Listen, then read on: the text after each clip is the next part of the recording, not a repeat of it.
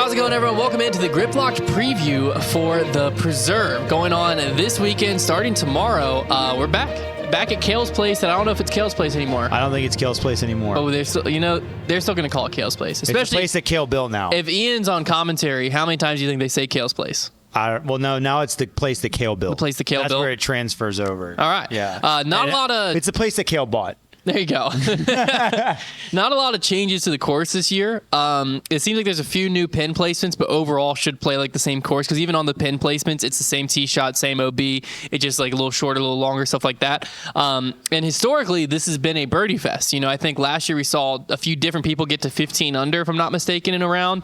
And you typically have to average over double digits to win out here. I think Rickie had to average 12 point something last year to win. I think he got to like 37, if I'm not mistaken. Yeah, 37.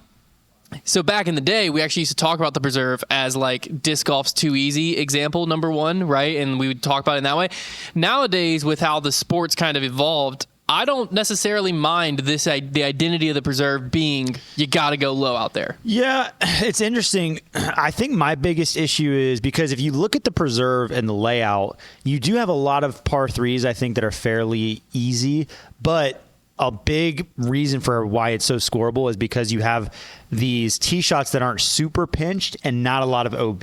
So when you have that combination, like I don't know if there's another course on tour that you see such openness and forgivingness off the tee shot and then not a lot of OB in the landing areas.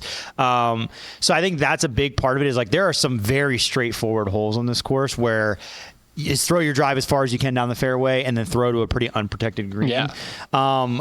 My thing is, I agree. I don't mind a change of pace and some higher scoring. I think this is a good place to have it.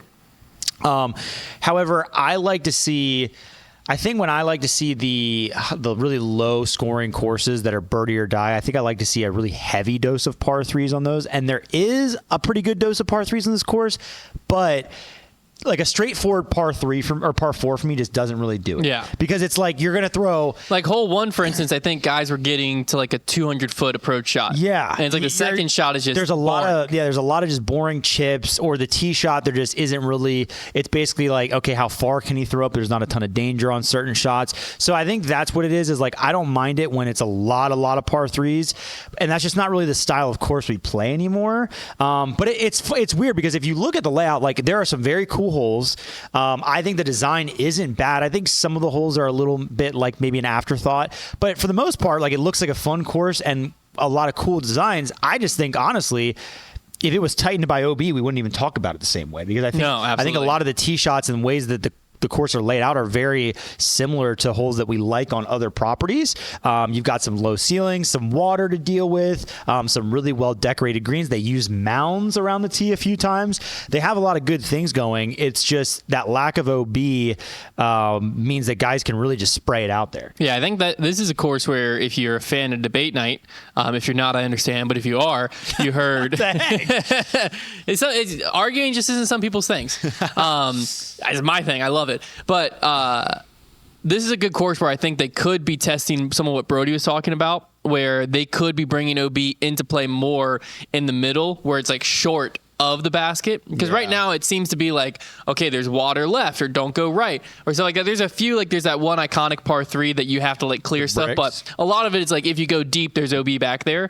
And Brody's point on debate night he was making is by putting that OB sections short of the basket, it now forces players to make more decisions of like, well, do I want to attack this green from 450 feet out, or do I want to throw a 250-foot chip shot and then get up and down? But like I said, I also don't mind that this course has kind of turned into that identity of like, you got to get out the gates hot. And I think that favors certain players too. Yeah, I think that, at the end of the day, the players are too good now for you to just give them a 150-foot wide landing zone and not a super tight tee shot. Like they're going to hit that every single time. We play this event in the dead of summer. There's not going to be a ton of wind most of the time for that reason. Because any course like this, if you threw wind into it, things could be different.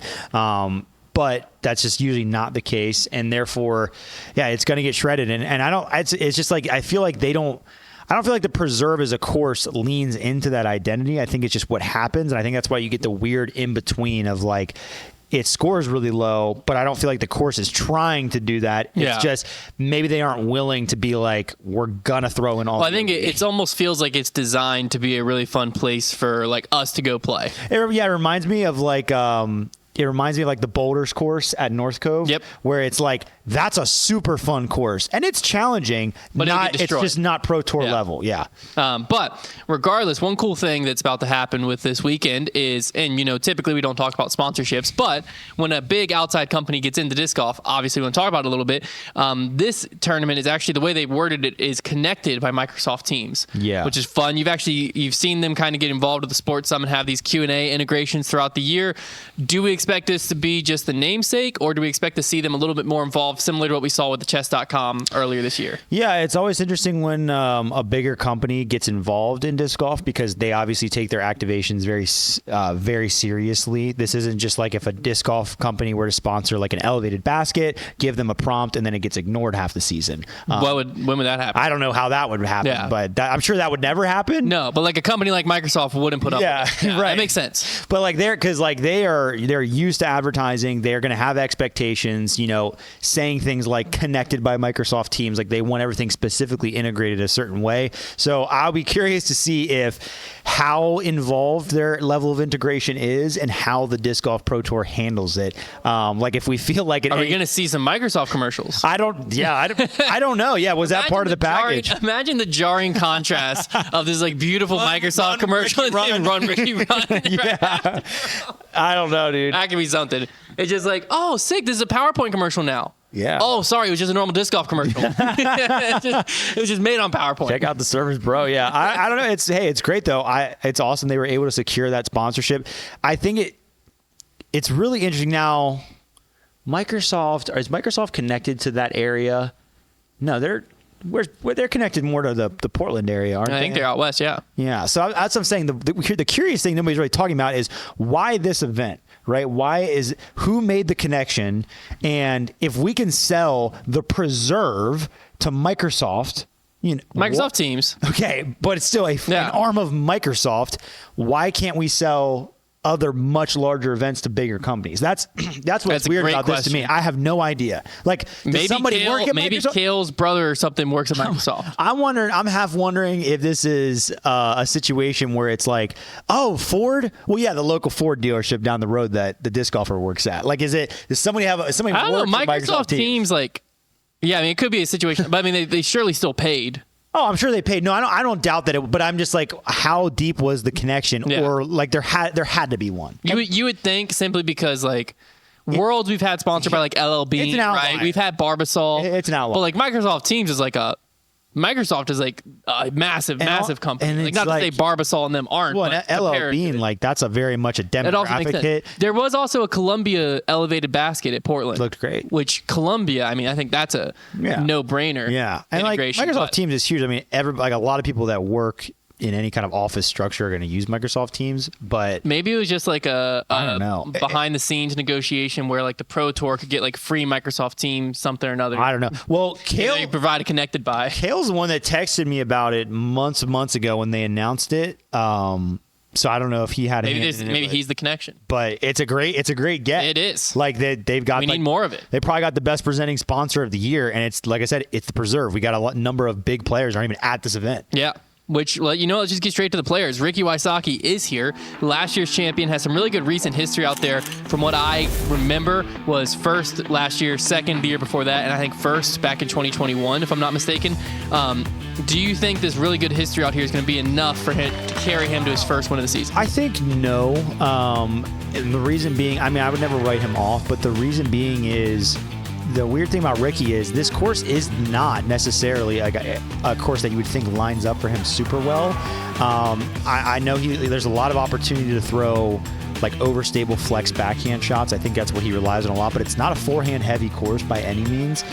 So it doesn't set up for him in that regard, in which case whenever and Rickie, as much, I don't ever want to call him a forehand specialist. I think he still has a slight advantage on a forehand heavy course, though.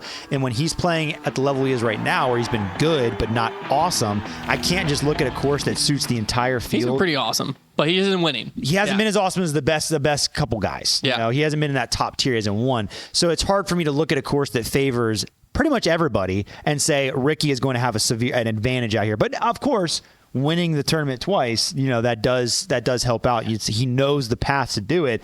But I don't think it's easy to just paint him right away as the favorite. I want to ask a different question after this, but first, Rickie, what I think it is Rickie, as much as he said it, we've all said it, is a momentum player. And what I think it is about the preserve isn't necessarily that his game lines up with the preserve, but I think that this course doesn't have that many momentum stopping holes. True. So I think because this is a course where, and I'm bringing this point up kind of in the opposite point when we get to Gannon, but this favors the guy that comes out the gates really hot. Rickie's 15 under was round 1 last year. Mm-hmm. And then he got a little bit worse, but I think his worst round was like 10 under.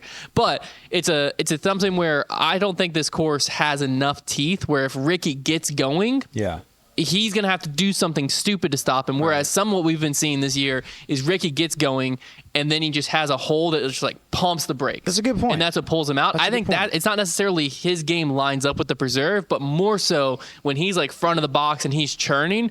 This is just like, it's almost a downhill course where once you get churning, then it's just like all downhill home. It is a very good point. I think that plays to Rickie's favor. It is easy enough that if you have some positive momentum going and you feel confident in the way you're throwing the disc and putting, you can very quickly get on a hot streak. I see that point. Now, one thing I wanted to bring up when you were just talking, because this just not really a point with the preserve, just really surprised me. Anthony Barella, 3 wins, right? 5th in the Pro Tour's points. Yeah. Crazy. You have Gannon first. Rickie's up there. Nicolas Antela has a second win because of Turku, so you do have to. He got just as many points for that. You did factor that, but then Rickie's above him, and I believe Calvin's above him. Yeah. Mainly due to AB's slip, right? The 44th, 61st, or whatever those two were, and one of them being an Elite Plus event. So there's a lot of guys that gained a lot of points on him. But I just thought that was crazy. You have a guy with 3 Pro Tour wins sitting in 5th. Yeah, super weird. And I don't know. Like the math adds up, but I feel like it shouldn't. Yeah. Wild. It is wild. And he has to get his footing underneath him. I think it's difficult when you start off a season with we know when a guy comes out the gates like that, that's not going to be something that just continues happening throughout the year. If you come out the gates and you're lucky enough, and there's always going to be, I would say Gannon and Calvin, maybe the 2 only exceptions in the sport where you can just expect them to win consistently throughout the year. But most golfers are going to play really good golf for a stretch. Hopefully you get a win during that stretch. AB got 3 of them, and then you're going to have ups and downs, and you got to get your footing underneath you. So I think that for him, he needs to take a step back, realize that, he may be a little bit in panic mode. Like, what the heck's going on? I won all these events. Just go out and play a clean event and see where you stack up. Don't worry about trying to set the world on fire. Go out, play a clean event. It's an easy course, so go out and shoot well. Because AB, you're just playing solid golf. Is he playing this weekend? Actually, might not be. Now that I say it, I didn't pick him for anything, but I'm not sure if that's because I saw. I don't have my phone. I don't have my phone on me. But I just know there's some notable players missing, and I didn't write AB into my storyline. I believe he was on the tee times. Playing, okay. I believe he was on the tee times. I did note that earlier, but I did not pick him because I don't necessarily think I'm ready to put him back into my top 3, but I think it's a type of course where he'll be having short upshots on par 4s. There's plenty of room to navigate the disc. I would expect he needs to really get back into the top 15, top 10 here.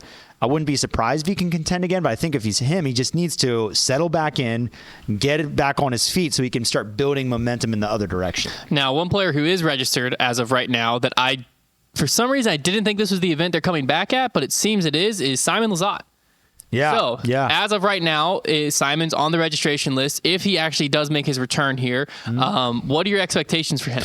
I think as high as they ever will be, because he has self-proclaimed, told us that that's just the way he plays disc golf now. Is he just he films videos for YouTube, plays here and there, shows up for tournaments and plays, and that's just he's talented enough of a disc golfer. He's played long enough. That's just the way he's got a family. And that's just how he attacks the sport. So I'm never going to look at Simon and be like, oh, he took time off. What's that going to be like? We were just there with him at Maple Hill. He threw the disc incredibly well. Yeah. So I think Simon at any given week is the guy that could win the tournament or be a non-factor. I would say out here, I expect him to have at least 1, maybe 2 rounds that are really hot. And he could totally get in contention. I'm expecting him in the top 15. I don't know much higher. I think 15th to 10th is kind of where I'm expecting Simon to be. Obviously, he could win. I think him winning is going to be all dependent on his putter.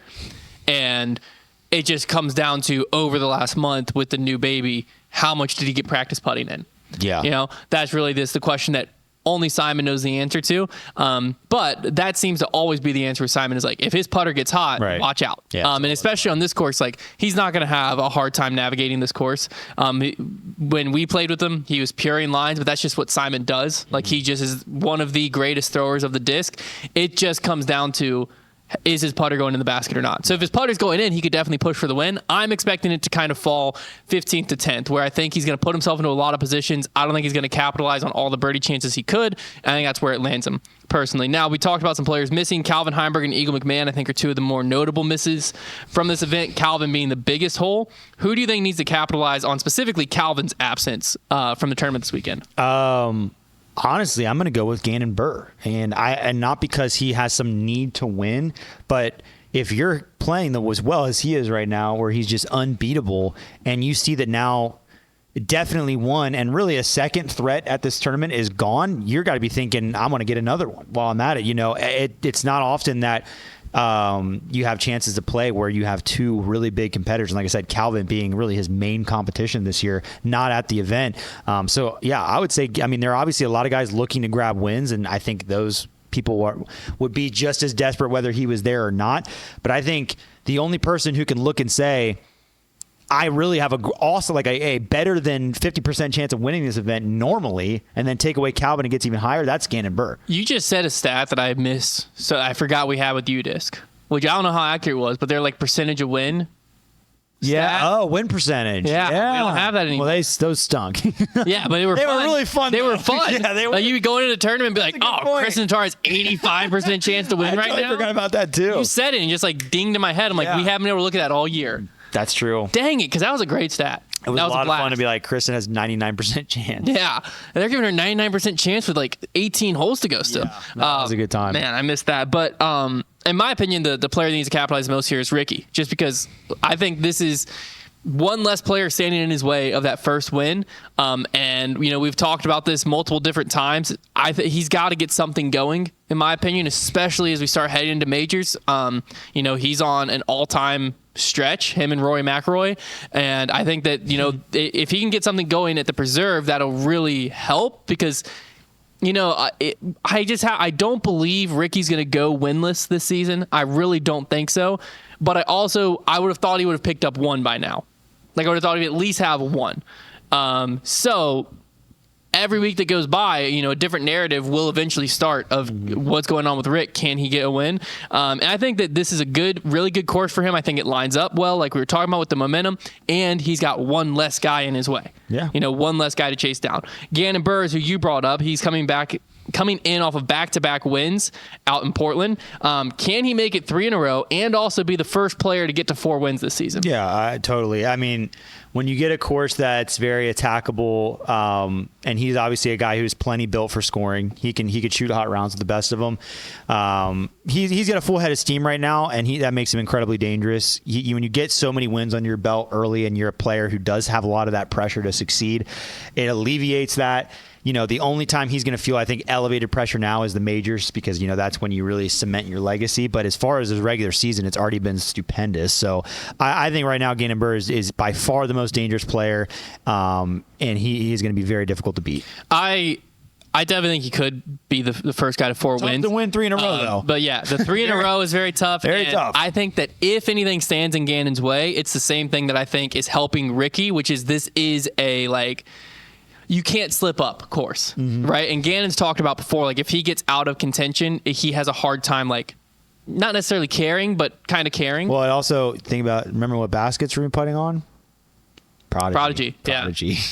But so to me, I think if Gannon doesn't come out, if Gannon's not in contention after round 1, I think it could be a dangerous tournament for him. Yeah. Where obviously I don't think he's still going to come. You can't start slow at this event. But like that's my only thing with Gannon is he is already a player that's prone to, if he doesn't get a good start, he can slip. And then this event maximizes that. where there's not a lot of like make up stroke chances. Yeah. So I think that's the only thing really standing in Gannon's way, because if Gannon comes out, he already has a bunch of momentum coming into the event. If he comes out and pops off a round where he's in the lead or really close contention, then it's his to lose. Yeah, it'll be a sprint. But if he comes out slow out the gates, just a little slow out the gates, I think he could get in his own head and just kind of end up being a non-factor and, finish something awful like 10th place or something.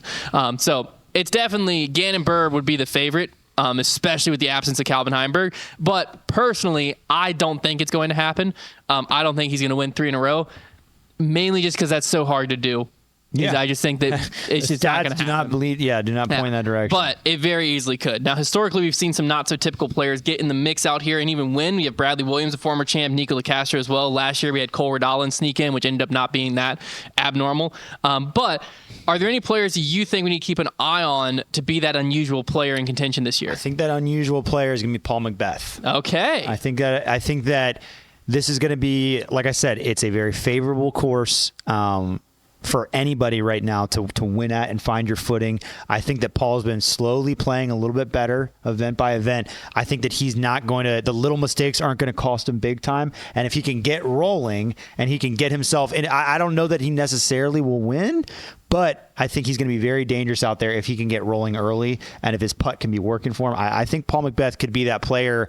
This could be that event that he sneaks in and wins and we're like, oh, There it is. There's Paul's win. He finally got one again. I like that pick. I like that pick a lot. For me, the guy that came to my mind was Gavin Rathbun, because I think that when we historically look back, like I had mentioned, Cole Redallen, that now we're already on a little bit removed from it, but like that already you look back and was a little out of place. He ended up winning Ledgestone and like a very consistent player last year. But I think when we look back at the history books, if Gavin Rathbun like won this event, that would feel out of place, even though in the context of the season it's not. Yeah. Because in the context of the season, he's been getting hotter and hotter. He's had some abnormal finishes, but like he's had several podiums already. He's been in the top 4 a bunch, and this feels like an event where he could get hot, and this could be his weekend. So I think Gavin Rathbun's definitely a guy to look out for there. But I like the Paul pick too. Paul pick 2. There you go. Last player to bring up is Kevin Jones. He is signed up for this event right now.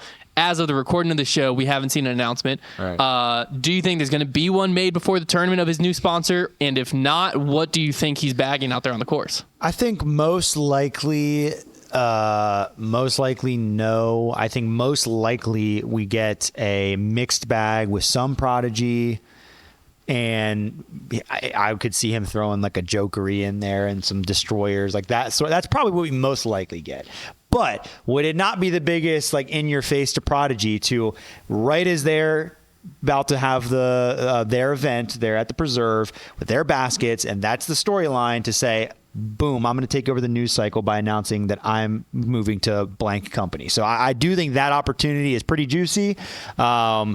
And the closer they move it to the start of the event, like they could really take over the headlines. So yeah, that's what I'm rooting for. Well, here's an alternate take on it. I don't know if we see him throwing anything this weekend. Yeah, it might just not he's got to get on coverage for us to see it throw. That's true. That's a good point. No, I think most likely I'm expecting a majority Prodigy bag because like this announcement happened. Like he was throwing Prodigy 2 weeks ago. It's a pretty crazy move to switch your whole bag. It depends how spiteful he feels. That's what I'm saying. It also but could be he's still trying to move Prodigy molds. But I like your take on. I think it'll be a mixed bag. I would go 80% Prodigy, and then the 20% that's not is like some of his old Destroyers, Bosses, favorite Jokery, where like, and that'll be probably what he leans on. He'll probably try to find every excuse possible to throw a non-Prodigy mold. But if he came out with like no Prodigy disc in his bag, I just don't think that'd be a good move. Like, I think he would struggle. Prodigy bag with the duct tape over the logo? Is that what we could be seeing? I don't know. What kind of bag is he be carrying? It's a great question, too. What did he used to carry? Probably a grip bag. Oh, like back in the day? Yeah. Oh, who knows? Was he like a pound guy? Surely. I don't know. Was it 4 pound? Might have been Octothorpe out there. Could have been. I don't know. Octothorpe. Now, on the FBO side, Paige Pierce is a past champion out here and is coming in off of a fresh win for her with Portland Open. She missed Beaver State, and obviously last weekend was Bonnaroo. So she's also coming in fresh off of some vibes. Fresh off some vibes. We'll call them vibes. Ever won fresh off of Bonnaroo? That's the question. This is speculation. We better stop. Yeah, I don't know. But that's drama. Regardless, she's coming in fresh off of a win at Portland. Could you imagine the brand turnaround if she's able to pick up a second win this year? I can imagine it. I'm just not going to see it with my own 2 eyes. You don't think so? You think no chance? I'm never gonna. It's FPL. I'll never say no chance. But percentage chance. Do the win percentage. Win percentage is 18%. Okay. I think that Paige Pierce had a real chance to capitalize on that victory, go right back in the next week and compete again. I'm going to be a classic journalist and be like, since we're kind of knee-jerk reaction guys, since she's waited 2 weeks, I've kind of like the hype has kind of died down for me. Okay. You know? And if she comes back out and plays again really well, I'll be right back. But like, there's too much time. Win percentage for me, I was thinking closer to like 37.5%. My win percentage is pretty dialed, so that's how I go down to the half percentage. Gosh. No, I was thinking closer to 40%, just mainly because I think if you look at it, she went 5th and then 1st, so she had one. What I'm seeing is a lack of confidence. I'm saying there's a lack of confidence. A 5th place that said, "Hey, I can do this." Then she comes into an event with that confidence and wins. Now we're seeing her with now she's even more proved herself. I can do it, and she still doesn't have to face Evelina, Henna, Kristen. Mm-hmm.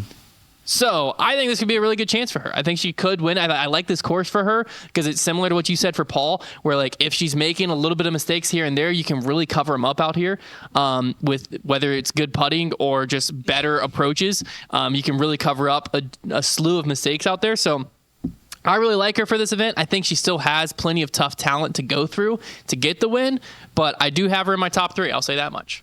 Okay. Now, next down the list, Holland Hanley is, I think, one of the players she does have to go through. Just also got a win. Yeah. She's also the best finisher from last year that is returning to this event, with Katrina Allen winning it last year and Kristen Tatar coming in second, and neither of them present. Holland Hanley was that player in third. And what's also interesting about if you look at last year, if you take out Kristen and Kat, they were kind of an anomaly. Then you have the winning score at 13 under, which was Holland, and it was real tight because there's like 3 or 4 people at 11 under and stuff like that behind her. So Holland Hanley, fresh off of a win, best finisher from last year in the field. What do you think of her? I think she'll be really dangerous at this course. Distance will be an advantage if she can keep making putts. She really proved herself as a serious competitor at Beaver State. That was an insane stretch there that she played to win that event. And that always speaks volumes when you're trying to think of like proven winners out there. Because that was some incredible golf. So I think that she is still, it's been a slower trajectory than I necessarily thought for Holland, but I think she's still moving in a positive direction with her game, where she's getting better and better each event. So I think that she could be one of the favorites. Yeah, no, I really like Holland out here. I think that the course really lines up to her game well. I'm going to say for her, it's similar to Simon, where I think it all comes down to putting. Mm-hmm. I don't have any worries about her throwing ability, getting her plenty of birdie chances. And with FPO, like I said, she was the best finisher returning at 13 under. She's not going to have to capitalize on that many birdie chances out here. It plays almost as a completely different course for FPO versus MPO, and I think it plays as a course that does lean towards her favor. So I really like her chances out here, but I do think that probably her biggest competition is Missy Gannon. She had a solid showing out here last year as well, and it has also been a month and a half since her last win. She has USW DGC and then won DDO. No. Something in May. How do I forget what she won? If I had my phone, I would look at. Anyways, been a long season so far. It's been a long season. She has 2 wins, but it's been a month and a half since her last one. What do you think she needs to do to take it down out here? Missy Gannon, hasn't been making a lot of noise recently. I think that she just needs to get her putter going again, honestly. I think that was something where when she was winning, she was having a little more success in C2 and grabbing a few more strokes, because her throwing is always going to be kind of what it is. It's pretty consistent, doesn't have a lot of distance. I don't think distance is going to matter a ton at this course.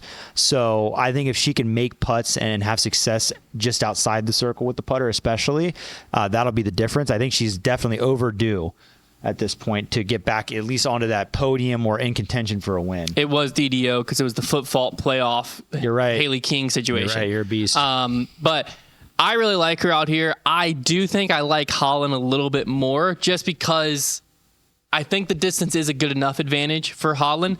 But realistically, I do think it comes down to putting out here. Because again, I think Missy, Holland, Paige, Ella Hansen, there's going to be a lot of people that own Scoggins, a lot of people that give themselves a lot of looks. Yeah. It's who's going to capitalize on those looks. Who's going to make the 25 to 45 foot putts. That's how you're going to score low, is you might give yourself, 5 of those putts around in that distance, and if you're the person who's making 4 out of 5, like that's what's going to keep you in it. Yeah. Now, are there any other players in FPO that you think need to be looked at going into this weekend? No, I think Kaylee King will be interesting. You mentioned her. Always interesting to see where she ends up on the leaderboard. But I think probably the most interesting watch will be Paige. Yeah, Paige is definitely high on my list. The other player on my list is Valerie Mandujano. Yeah. She had, I think, a 5th place is her best finish on the year so far. She's been okay. Really want her to get something going, and I feel like this could be a good event for her to get something going, but expectations aren't high. It's just like, keep an eye out for her. Yeah. I'll keep an eye out. Just keep an eye out. I will. Yeah, just check the leaderboard, and if you see her name, be like, Hunter said something about that. Hunter did say that. Actually, I'm going to just make a statement so that we can clip it if we need to. Yeah. All of you viewers who actually watch the whole thing, when you see this clip, you'll know the context that this isn't actually my opinion. But listen, I love Valerie Mandujano's game for the Preserve. Don't be surprised when she takes this event down. Paige Pierce is definitely going to win the Preserve. Holland Hanley is definitely going to win the Preserve. Own Scoggins. What if we just ended every show with that? What just if every time something happened and we just came back to the set, acted like we were shooting the preview show, and said it in that context and then just posted it? Like, look, I don't know why more people aren't talking for an about entire week and see how long it takes people to catch on. Just like I don't know why more people aren't talking about Andrew Presnell going to the Champions Cup. Like, I think he is dialed in. I think he could really take this event down. on Instagram would be like, how do they guess everything right? Oh, good. How do they had Rathbun winning? What the heck? I did have that opinion earlier, so we can't legitimately clip that. That's a legit clip. Heading into predictions, Trevor has a pretty commanding lead. He's at 64 points. I'm at 49 points. I do want to update y'all for the Dark Horse. We have changed via one of your comments to something that we probably should have been doing. I guess you can't do it at the beginning of the season, but now that we're mid-season, I think it's a good switch. We've changed to using the Disc Golf Pro Tour standings instead of the PDGA World Rankings. That'll probably be the pattern. Is like start with PGA World Rankings, halfway through the season jump to Pro Tour standings, because that gives you a much more clear picture of who's actually having a cold season, which is kind of the essence of the Dark Horse, versus this player had a cold season last year, really hot this year. They're still outside the top 30.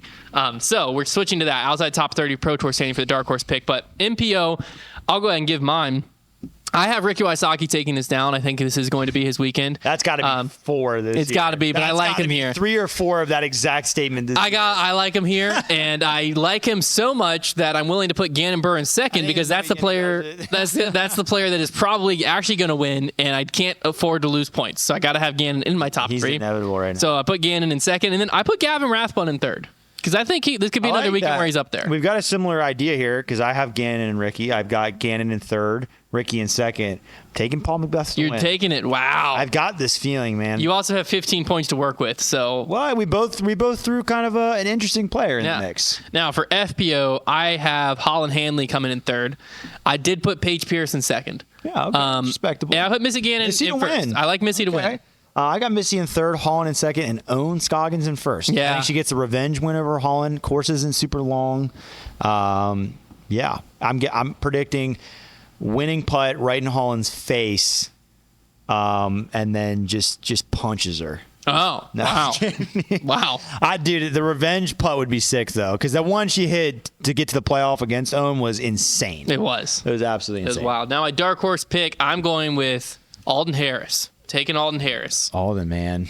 Where has he been this year? I'm going to take Corey Ellis. It got a lot harder now. We took the stand. It did. There's no more of those cheater picks. Yeah, it just got much more difficult. But get out there, watch some disc golf this weekend, and then tune in to Grip Locked on Monday for us to recap it all. Heck yeah.